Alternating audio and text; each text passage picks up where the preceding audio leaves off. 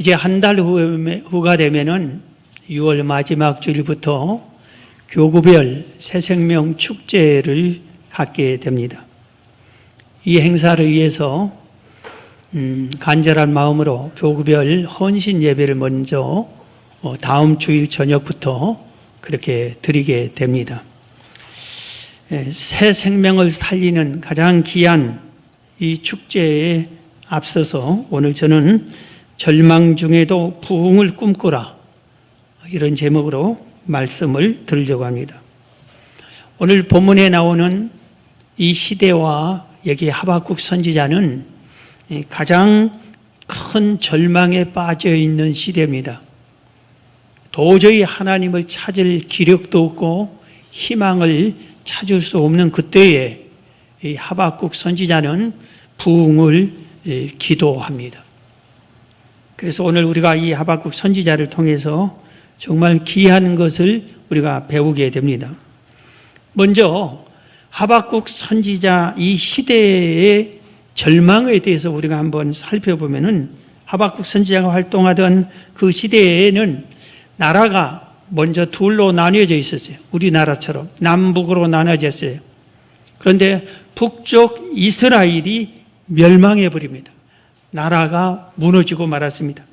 하나님을 멀리하고 하나님을 잊어버리고 하나님이 주신 규례와 계명과 율법을 지키지 않습니다. 그리고 간절히 선지자들이 외쳤지만 외면해 버렸습니다. 하나님을 예배하는 예배를 멀리했고 또 우상들을 섬겼습니다. 결국 하나님은 주변의 강대국인 아수르를 통해서 그 나라를 무너뜨리고 말았습니다. 그래서 BC 721년에 나라가 멸망을 당합니다. 남쪽, 지금 하박국이 활동하고 있는 남쪽 유다도 비슷한 처지입니다. 애굽이 그때 강한 세력이 있어서 애굽의 지배를 받습니다. 심지어는 애굽 왕이 남유다 왕을 너 그만두어, 네가 왕해, 이런 식으로까지 간섭을 당하는 수모를 당했습니다.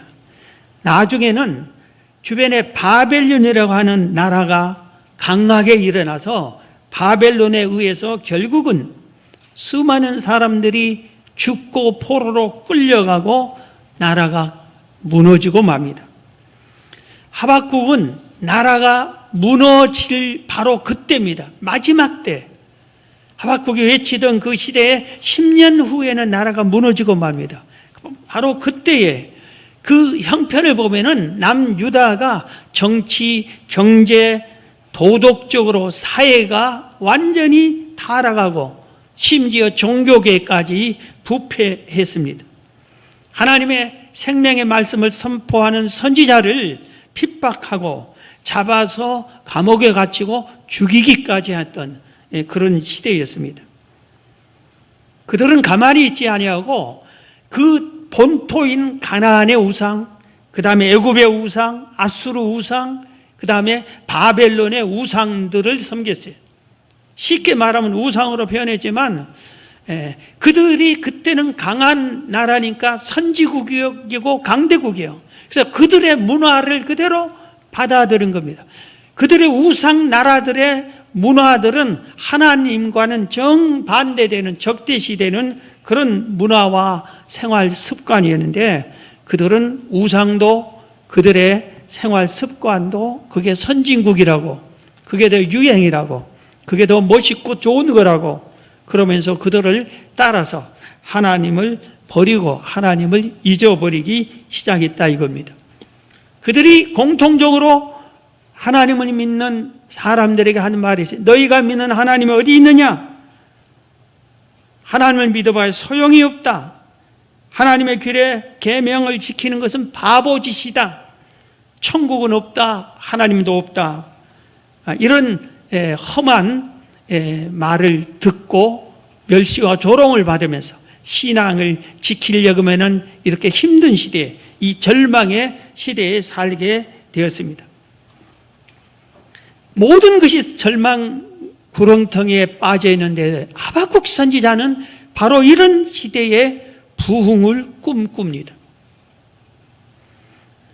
우리가 살고 있는 이 시대가 하박국 시대처럼 절망에 빠진 시대와 똑같습니다.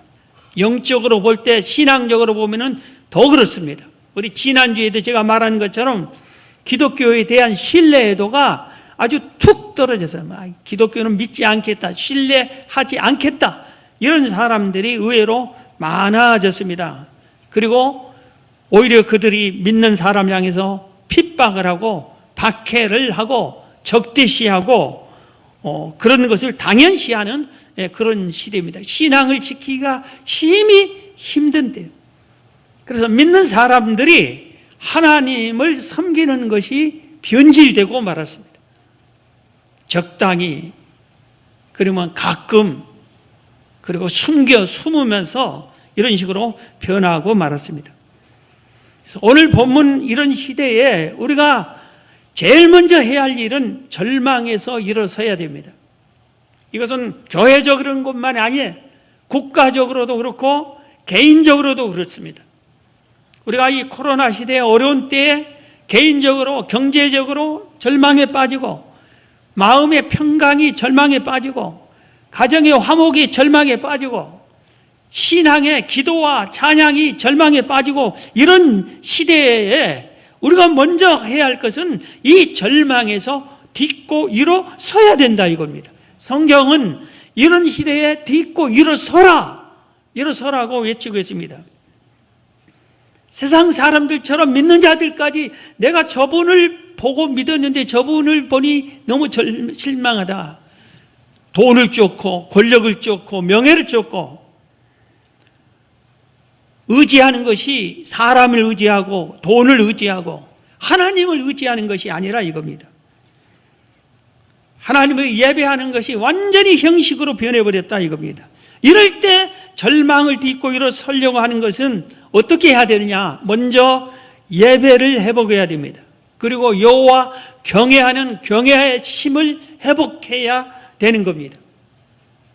말라기 선지자가 말라기 시대에, 하박국 시대, 말라기 시대 다 같은 비슷한 시대의 사람 선지자들인데 아주 강력하게 하나님이 말라기 선지자를 통해서 말씀을 했어요. 예배를 회복하라고, 하나님은 경외심을 회복하라고. 말라기 1장 6절 이하에 보면은 내 이름을 멸시하는 제사장들아, 우리가 다 만인 제사장들이에요. 우리한테 한 말이에요. 내 이름을 멸시하는 성도들아, 이 말입니다. 나 만군의 여호와가 너에게 이르기를 아들은 그 아버지를, 종은 그 주인을 공경하나니 내가 아버지일진데 나를 공경하며 어디 있느냐? 내가 주인일진데 나를 두려워하며 어디 있느냐? 하나 너희는 이르기를 우리가 어떻게 주의 이름을 멸시하였나이까 하는도다. 하나님께서 직접 내가 너희들의 영적인 아버지가 아니냐? 그런데 나를 어떻게 공경을 왜 이렇게 하느냐? 나를 왜 이렇게 멸시하느냐? 그러니까 그 시대 사람, 우리가 어째 하나님을 멸시합니까? 이 반문하는 겁니다. 그러니까 하나님이 대답합니다. 7절, 너희가 더러운 떡을 나의 제단에 드리고도 말하기를 우리가 어떻게 주를 더럽게 하였나이까 하는도다. 이는 너희가 여호와의 식탁은 경멸히 여길 것이라 말하기 때문이라. 만군의 여호와가 이르노라. 너희가 눈먼 희생 제물을 바치는 것이 어찌 악하지 아니하며 저는 것 병든 것을 드리는 것이 어찌 악하지 아니하냐? 이제 그것을 너희 총독에게 드려보라. 그가 너를 기뻐하겠으며 너를 받아주겠느냐. 그래서 아예 하나님을 예배하지 않는 사람들이, 그들은 죄치워놓고 하나님을 예배하는 사람들이 하나님이 예배하는 것이 완전히 하나님이 받을 수 없는 예배를 드리고 있다 이겁니다. 이걸 보면 어떻게 해요? 하나님께 떡을 드려야 되고 양이나 제물을 이렇게 드려야 되는데 그것을 하나님이 도저히 받을 수 없는 버린 것, 병든 것, 저는 것, 더러운 것, 먹을 수 없는 떡, 부패한 것, 이런 것을 드렸다 이겁니다. 지금 여러분이 드리는 예배, 여러분이 드리는 기도, 여러분이 드리는 찬양, 여러분이 드리는 예물, 말라기 시대 성도와 동일한지, 내가 드리는 이 예배는 하나님이 기뻐 받으신다는 이런 예배인지 우리가 이 말씀에 비춰 살펴봐야 된다 이겁니다. 오늘 말라기 2장에서 계속 말합니다. 너희 제사장들아 이제 너희에게 이같이 명령하노라. 만군의 여호와가 이르노라. 너희가 만일 듣지 아니하며 마음에 두지 아니하며 내 이름을 영화롭게 하지 아니하면 내가 너희에게 저주를 내려 너희의 복을 저주하리라. 내가 이미 저주하였나니 이는 너희가 그것을 마음에 두지 아니하였음이라. 보라, 내가 너희의 자손을 꾸짖을 것이요 너희 절기의 희생의 똥을 너희 얼굴에 바를 것이라. 너희가 그와 함께 제하여 버림을 당하리라 그랬어요. 하나님께 예배를 제대로 드리지 않으면, 하나님을 영화롭게 경외하지 않으면은 네 마음대로 네 방식대로 하나님은 도저히 받을 수 없는 네 원하는 대로 네 마음대로 그런 식으로 예배를 적당히 드린다고 하지 말라. 그러면은 똥을 얼굴에 발라버리겠다. 성경에 하나님이 가장 진노하게 표현한 것 중에 하나잖아요. 세상에서 가장 더러운 것이 배설물 똥이래요. 표현도 똥이라고 번역을 했어요. 여러분의 얼굴에 똥을 묻으면 어떻게 됩니까? 얼마나 망신이고 얼마나 천대받고 멸시를 받는 인생입니까? 그런데 하나님이 우리를 향해서 얼마나 우리를 사랑해 예수님을 죽이기까지 우리를 사랑하는, 그토록 사랑을 우리에게 네 얼굴에다가 똥을 발라버리겠다. 어떤 사람에게? 네가 지금 여호와를 경외하는 게 맞니? 나를 예배하는 것이 이게 예배냐? 왜 이렇게 멸시하냐? 이겁니다. 우리가 절망에서 일어서려면 먼저 내가 믿는 여호와를 바르게 경외해야 되고 먼저 하나님을 예배를 회복해야 됩니다. 우리가 코로나 시대에 지나면서 가장 잘못된 것 중에 하나가 예배가 무너진 겁니다. 예배의 정신을 우리가 상실해 버린 겁니다. 그 다음에 우리가 절망에 이르러서려면 여호와를 앙망하라 이겁니다. 앙망에는 간절한 마음으로 바라는 겁니다. 하나님 도와주세요. 긍휼히 여겨주세요. 은혜를 베푸세요. 간절히 바라는 것. 여호와를 앙망해라 이겁니다. 이사야 선지자가 이렇게 말했습니다. 이사야 40장 27절 야곱아 어찌하여 내가 말하며 이스라엘아 내가 이르기를 내 길은 여호와께 숨겨졌으며 내 송사는 내 하나님께 벗어났다 하느냐? 너는 알지 못하였느냐? 듣지 못하였느냐? 영원하신 하나님 여호와의 땅끝까지 창조하신 이는 피곤하지 않으시며 곤비하지 않으시며 명철이 한이 없으시며 피곤한 자에게는 능력을 주시며 무능한 자에게는 힘을 더하시나니 소년이라도 피곤하며 곤비하며 장정이라도 넘어지며 쓰러지되 오직 여호와를 앙망하는 자는 새 힘을 얻으리니 독수리가 날개치며 올라감 같을 거요 다른 막지라도 곤비하지 아니겠고 걸어가도 피곤하지 아니하리로다. 우리가 개인적으로 이런 힘든 때를 지나면서 정말 어려운 일을 당해가지고 일어설 힘도 없었고 피곤하고 지쳐 주저앉아버린 우리에게 여호와를 앙망해라 그래요. 하나님을 앙망해라. 그러면 새 힘을 얻을 것이다. 독수리가 하늘을 차고 올라가는 것처럼 여호와를 앙망하는 자가 그렇게 새 힘을 얻는다 이겁니다. 우리가 완전히 주저앉은 사람에게는 아무리 돈을 주어도 힘이 나지 않아요. 하나님을 붙잡아야, 하나님을 만나야 돼. 그럴 때 새 힘을 얻습니다. 그런데 여호와를 앙망하라. 우리가 여러분이 개인적으로 절망에 빠졌다. 여러분이 우리 목장이 절망에 빠진 것 같다. 절망에 빠진 사람들이 모여서 도저히 일어설 힘이 없다. 이럴 때 여호와를 앙망하라. 그러면 새 힘을 얻을 것이다. 우리가 절망에 일어서는 길은 여호와를 앙망하는 것입니다. 그 다음에는 낙심하지 말고 불안해하지 말라고요. 성경은 말합니다. 시편 42편 5절에 내 영혼아 내가 어찌하여 낙심하며 어찌하여 내 속에서 불안해하는가. 너는 하나님께 소망을 두라. 그가 나타나 도우심으로 말미암아 내가 여전히 찬송하리로다 그랬어요. 이 내용은 그 앞에 이렇게 보면은 세상이 완전히 절망할 수밖에 없는 그 시대에 하나님을 믿는 사람까지 절망할 때, 아니 너는 나 여호와 하나님을 믿지 않느냐, 신앙을 가진 사람 아니냐, 내 영혼이 어찌하여 낙심하느냐, 왜 불안해하느냐, 이겁니다. 절망에서 일어날 수 있는 것은 무슨 일을 당해도 불안해하지 않고 낙심하지 말아요. 왜? 하나님이 계시니까, 하나님이 나의 어려운 것을 아시고 보시니까, 하나님 안에서 해결할 수 있는 길이 있으니까, 사는 길이 하나님 안에 있기 때문에 그런 겁니다. 그래서 하나님께서 왜 내가 있는데 너 낙심하느냐, 이겁니다.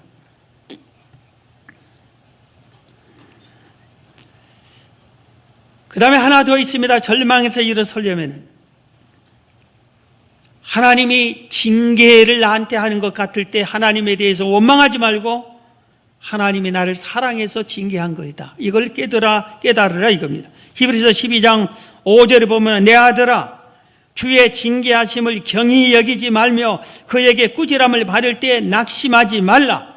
주께서 그 사랑하시는 자를 징계하시고 그가 받아들이시는 아들마다 채찍질 하심이라. 8절에 징계는 다 받는 것이거늘 너에게 없으면 사생자요 친아들이 아니니라 그랬어요.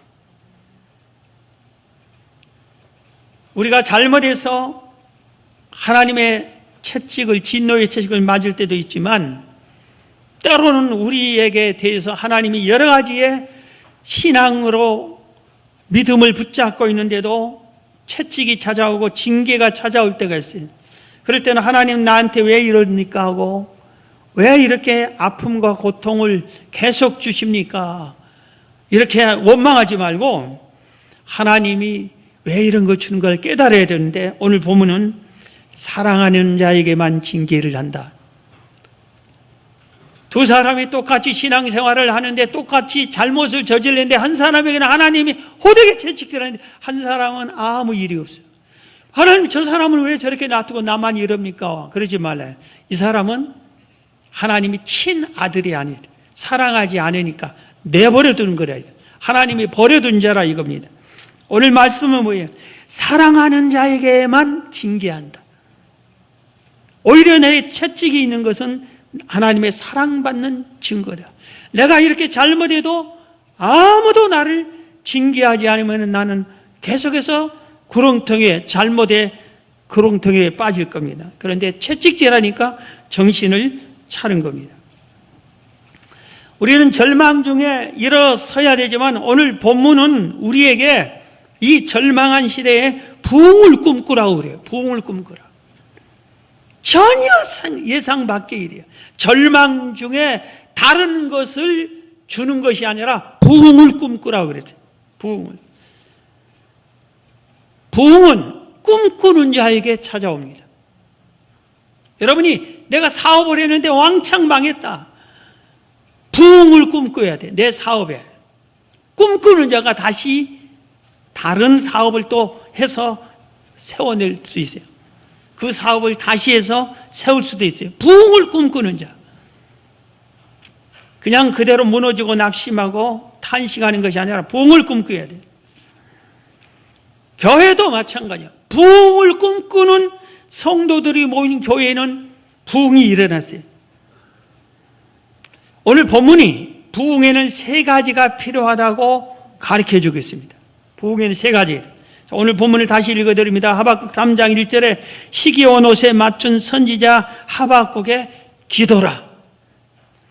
여호와여, 내가 주께 대한 소문을 듣고 놀랐나이다. 여호와여, 주는 주의 일을 이 수년 내에 부흥하게 하옵소서. 이 수년 내에 나타내시옵소서. 진노 중에라도 긍휼을 잊지 마옵소서.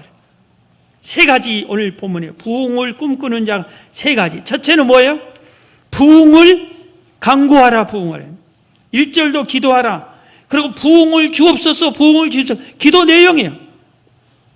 여기 시기오노세, 이거는 슬픔의 노래란 뜻이에요. 네가 큰 절망에 빠져 큰 슬픔에 빠졌느냐? 부흥을 기도하라 이겁니다. 울지 말고 기도하라, 부흥을 구하라 이겁니다. 건강을 완전히 잃어버렸느냐? 건강의 부흥을 구하라 이겁니다. 울지 말고.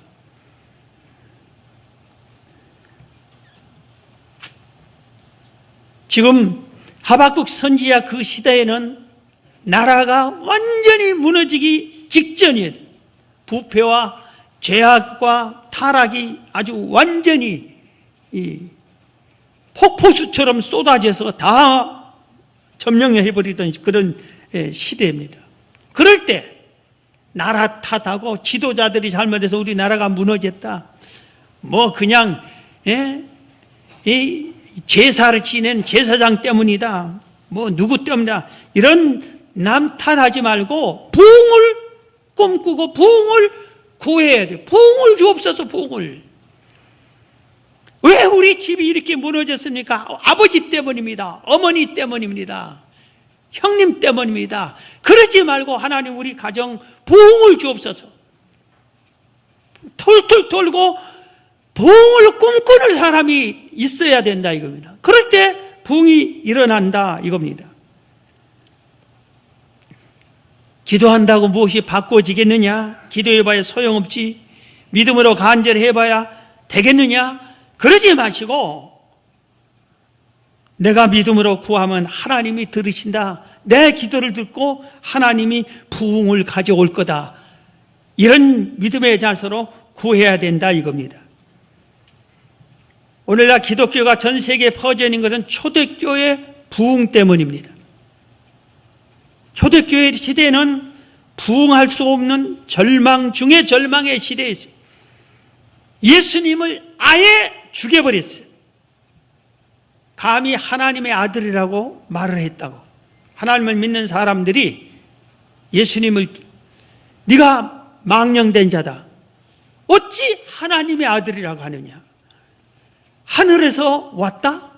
말도 안 되는 소리다. 저놈이 미친놈이다. 이단이다. 그리고 예수님을 죽여버렸어요.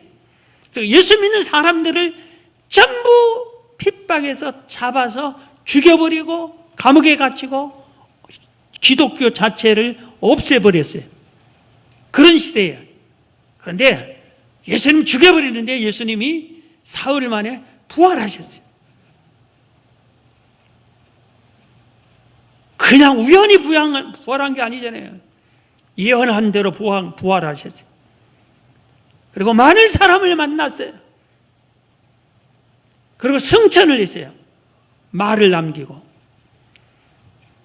간절한 유언과 같은 말들을 제자들에게 남기고 승천했어요. 그런 승천할 때 500명이나 있었는데 부활한 주님을 보고도 사람들이 그 시대 상황이 예수 믿으면 죽는 시대니까 다 도망가서 500명 중에 380명은 예수님께서 승천하면서 예루살렘을 떠나지 말고 성령을 구해라. 성령 받으면 능력 받고 예루살렘과 온 유대야 사마리아 땅까지 이르러 내 증인이 되라. 복음을 전파해라. 그렇게 간절히 하고 승천을 했는데도 380명은 도망가 버렸어요. 승천을 보고도 도망갔어. 그런데 120명은 남았어요. 그리고 그들이 전혀 기도에 있어서 그래 거기에 성령 주고 성령이 받고 부흥이 일어나기 시작했어요. 120명이 외치니까 3,000명으로 늘어나고 5,000명으로 늘어나고 수만 명으로 늘어나는 부흥이 일어났어요. 그래서 그들이 흩어져서 세계를 향해 복음을 전해서 오늘 우리에게까지 복음이 온 겁니다. 교회사에 기도로 부흥을 일으킨 사건이 수없이 많이 있는데 한 사건을 소개합니다. 우리가 교회사를 배우면은 웨일즈 부흥을 배우게 됩니다. 웨일즈 부흥은 1904년도에 영국의 한 작은 시골과 같은 도시 웨일즈라는 곳에서 놀라운 부흥이 일어났죠. 이 부흥이 전 세계를 휩쓸었습니다. 그래서 웨일즈 부흥이라고 합니다. 이반 로버츠라고 하는 사람이 태어났어요. 웨일즈 이 작은 지역에 아버지는 직업이 광부였어요. 그런데 자녀를 무려 14명을 낳았어요. 영국 사람들도 우리나라 조상들도 옛날처럼 자녀를 많이 낳았어요. 그 중에 9째야. 14명 중에. 첫째 아들도 아니고 막내 아들도 아니고 9째. 그러니 14명이 얼마나 먹고 살기 힘들게 가난했어요. 그래서 그 힘든 탄광 속에 들어가서 석탄을 캐야 하는 일을 해야 먹고 살았어요. 로버츠도 아버지에 따라서 광부 노릇을 했어요. 그런데 하나님을 믿는 그 시대의 이 이반 로버츠가 교회를 보니까, 성도들을 보고 세상을 보니까 완전히 믿음이 무너졌어요. 술집만 왕성하고 카바레가 왕성하고 이러지 완전히 세상이 타락했어요. 이러다가는 하나님이 진노하겠다는 생각에서 부흥을 기도해서 하나님 우리 마을 살려주세요. 이 민족을 불쌍히 여기세요. 기도하기 시작했어요. 그러다 보니까 하나님이 그를 부르고 신학생이 됐어요. 신학생 때 더 기도를 열심히 했어요. 부흥을 달라고. 그런데 1904년 봄 어느 날 새벽 1시에 기도하는 그에게 하나님께서 환상을 보여줬어요. 성령이 역사하여 오셨어요. 성령의 역사가 나타났어요. 그러면서 무려 10만 명을 부흥을 주겠다는 약속을 합니다. 그래서 이 이반 로버츠가 그 자기 마을에 모리아라는 아주 작은 교회가 있는데 거기에 목사님께 가서 내가 신학생이고 이런 기도를 쭉 해오는 중에 간밤에 이런 하나님이 환상을 보여주고 나한테 찾아와서 부흥을 준다고 하니 내가 성도들에게 말할 수 있는 시간 좀 주세요. 그랬어요. 그래서 그 시골교회 담임 목사님이 하도 조르니까, 그리고 신학생이니까 예배 끝난 후에, 설교 끝난 후에 광고 시간에 좀 얘기하라고 해요. 근데 예배 끝나고 광고하는 그 시간에 이반 로버츠가 아주 단호하게 얘기합니다. 여러분, 바쁘면 가세요. 듣기 싫으면 가세요. 하나님께서 저에게 말씀하셨는데 이 말씀을 듣고 싶은 사람은 남으세요. 단호하게 그랬어요. 그랬더니 17명이 남았어요. 그들에게 외치기 시작했습니다. 자, 잘 들으세요. 절망하고 부흥이 없는 시대에 무슨 말씀을 하나님이 외치라고 했는지. 첫 번째, 당신이 여러분이 생각나는 모든 죄를 회개하라. 죄를 깨닫고 다 회개하라. 두 번째, 여러분들이 하나님 앞에 성경대로 살지 못한 모든 잘못된 습관을 제거하라. 습관을 바꿔라. 완전히 결단해라. 다시는 이 못된 짓 안 하겠습니다. 술, 담배, 도박, 노름 이런 것 안 하겠습니다. 이런 식으로 못된 습관을 회개하고 제거해라. 세 번째, 성령 받고 성령님이 역사한 대로 순종해라. 하나님이 살아계신데 하나님을 너희들이 받아들이고 그 뜻에 순종해라. 네 번째, 마지막으로 믿지 않는 자에게 가서 복음을 전해라. 전도해라. 왜 전도하지 않느냐? 천국이 없느냐? 지옥이 없느냐? 하나님 믿어야 천국 가는데 왜 그걸 전하지 않느냐? 이 네 가지를 강력하게 외쳤습니다. 그러다 보니까 그들이 내일 또 해달라고 그럽니다. 그러고 나서 그들이 말씀대로 다른 사람을 데리고 옵니다. 같이 듣습니다. 그 다음날 또 외치게 하고 또 그들이 은혜 받고 또 데리고 옵니다. 이렇게 해서 30일 후에 3만 7천 명이 회개하고 모였어요. 하나님이 몇 명 보여준다고 했어요? 모인다. 10만 명? 5개월 후에 10만 명이나 회개하고 돌아왔어요. 나중에 영국 전역에 이 성령의 역사가 부흥이 퍼져나가 있어. 거기에 참여했던 사람이 자기 동네, 자기 교회 가서 똑같이 기도하고 부흥을 달라가고 복음을 또 전하니까 영국에서 200만 명이나 신자가 늘어났어요. 영국에서 끝나는 게 아니라 영국 사람들이 가까운 유럽의 전역에다가 가서 복음을 또 전했어요. 유럽 전역이 부흥이 일어났어요.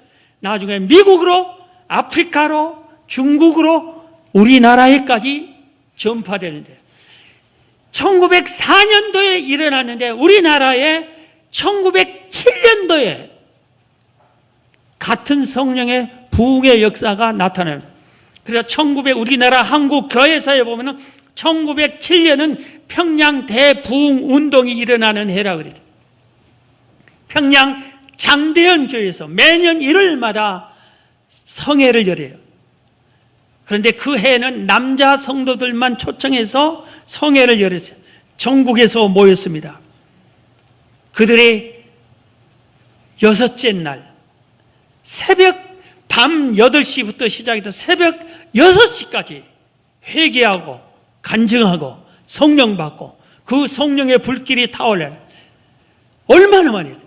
8시에서 9시, 10시, 11시, 12시, 1시, 2시, 3시, 4시, 5, 6, 7, 8시 이런 식으로 12시간 동안이나 간증하고 앞에 나와서 내가 이런 죄를 지었는데 이제는 절대로 그러지 않겠습니다. 그중에 많은 사람이 나는 아무개 교회 집사인데 첩을 숨겨놨는데 첩을 끊겠습니다. 이런 사람이 나왔어요. 나는 아무개인데 장로가 도둑질을 했는데 내 몇 배로 갚겠습니다. 이런 식으로 계속해서 이게 나중에는 전국으로 퍼지기 시작했습니다. 선촌, 해주, 영면, 그 다음에 서울, 대구, 공주, 목포까지 이 성령의 역사가 부흥이 계속 일어났습니다. 여러분, 누구 때문에? 이반 로버츠 한 사람이 부흥을 구하니까.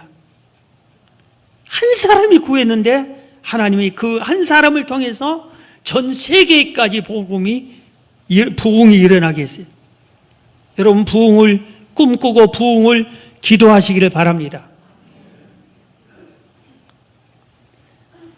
부흥을 이루려면 두 번째는 오늘 본문에 뭐라고 해요? 소문 내라. 여호와여, 내가 주께 대한 소문을 듣고 놀랐나이다 했어요. 소문을 내라 이겁니다. 소문을 내라는 소리가 뭐예요? 전도하라 이거예요. 전도하라 이겁니다. 성경의 마가복음 16장 15절에 너희는 온 천하에 다니며 만민에게 복음을 전파하라 그랬어요. 예수님이 부활한 후에 승천하시기 전에 한 말이에요. 온 천하에 다니면서 만민에게 복음을 전하라.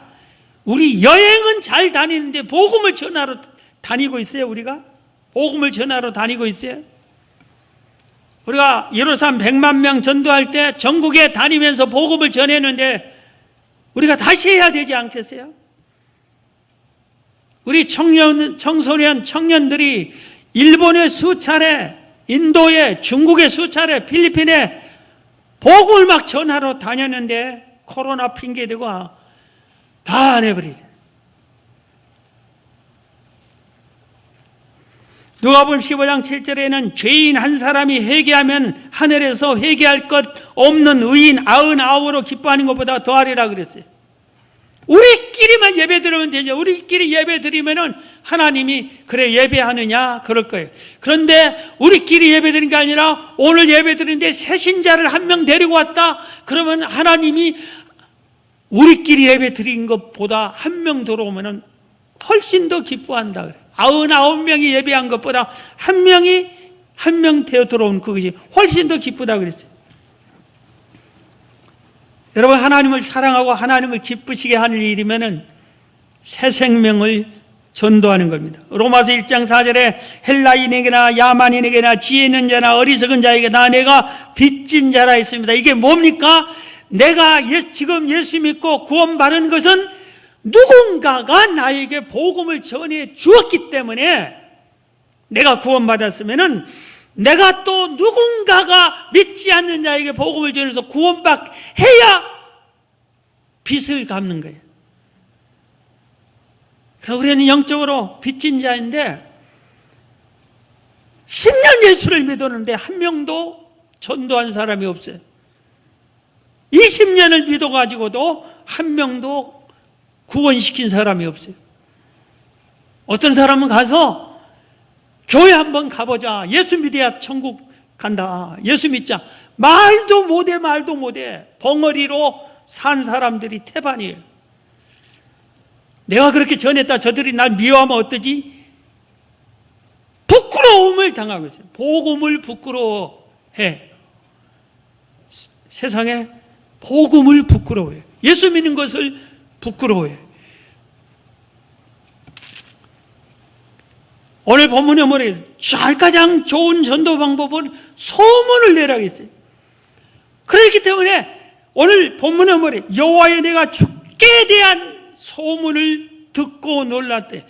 예수님 자랑, 하나님 자랑, 교회 자랑하라는 소리예요.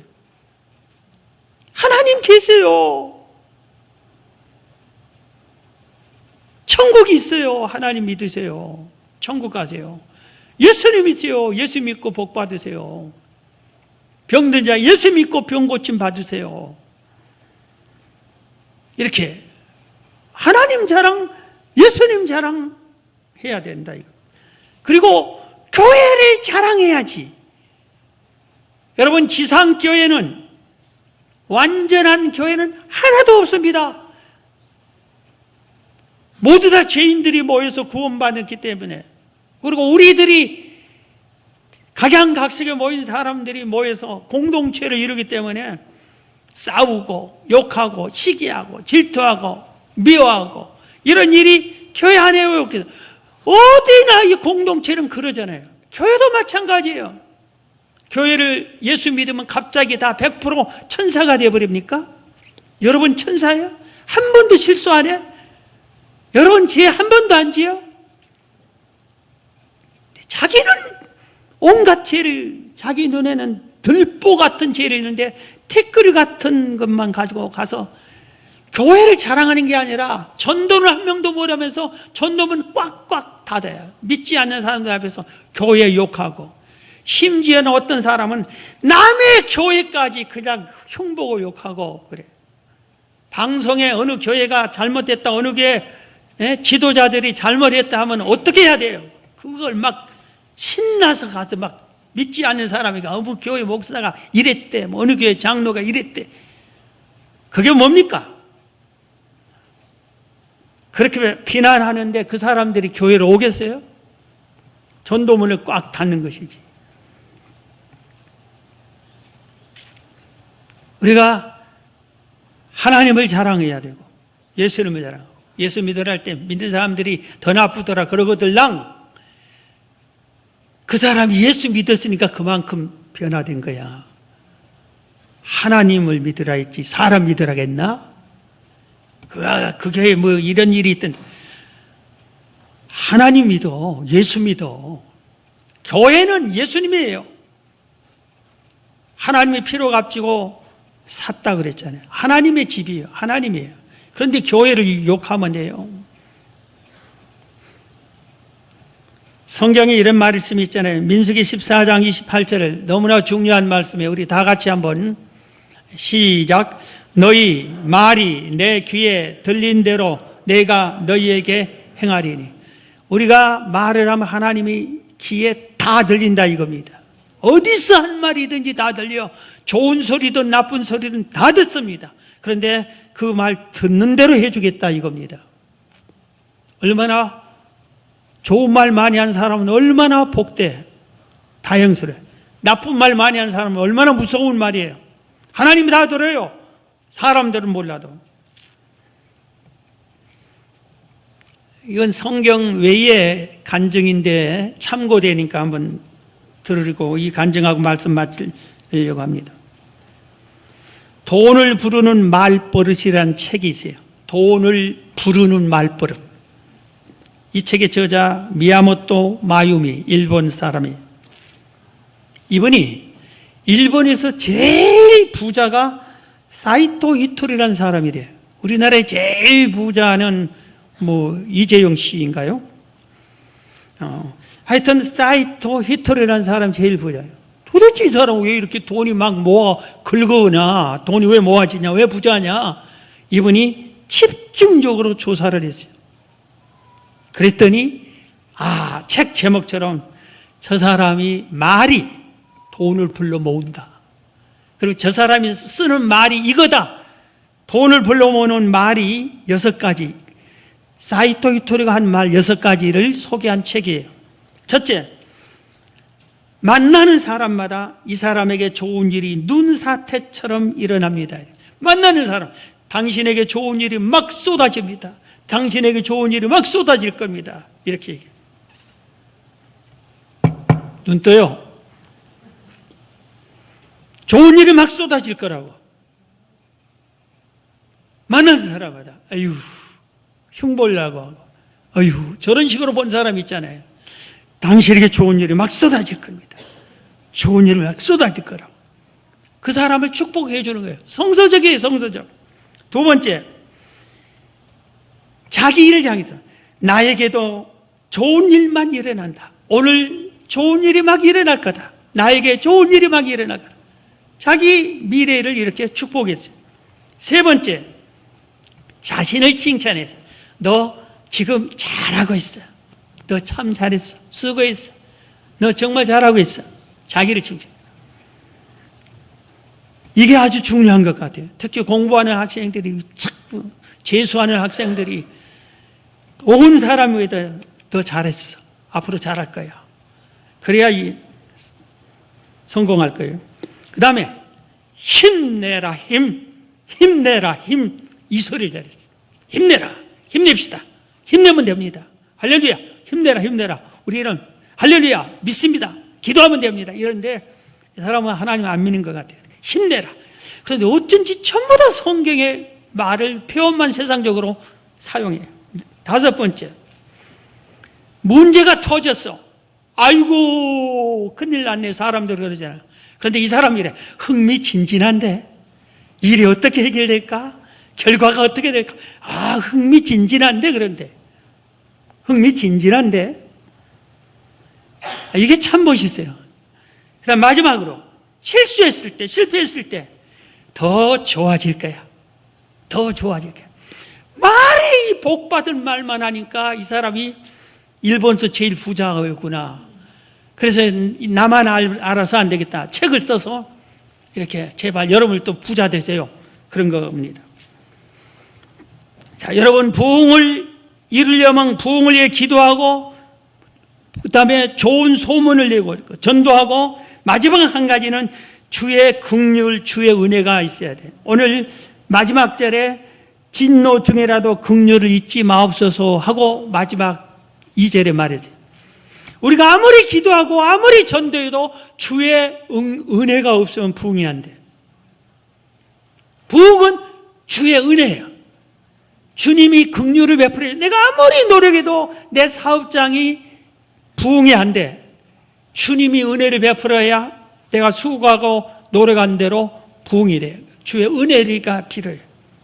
그래서 주의 은혜가 이거예요. 최고예요. 사랑하는 성도 여러분, 새생명 축복제를 앞두고 한 명도 아직 전도 못했습니까? 말로 시인해요. 우리 다 같이 따라합시다. 나도 전도할 수 있다. 올해 한 생명 전도할 것이다. 한 번 더 새생명 축제 때 한 명 데리고 올 것이다. 말을 해야 믿어지고 말을 해야 찾고 말을 해야 전하고 그렇게 된 거예요. 이건 오늘 전도 부흥이었지만 여러분 생활도 건강도 화목도 모든 것이 부흥되기를 주의 이름으로 축원합니다.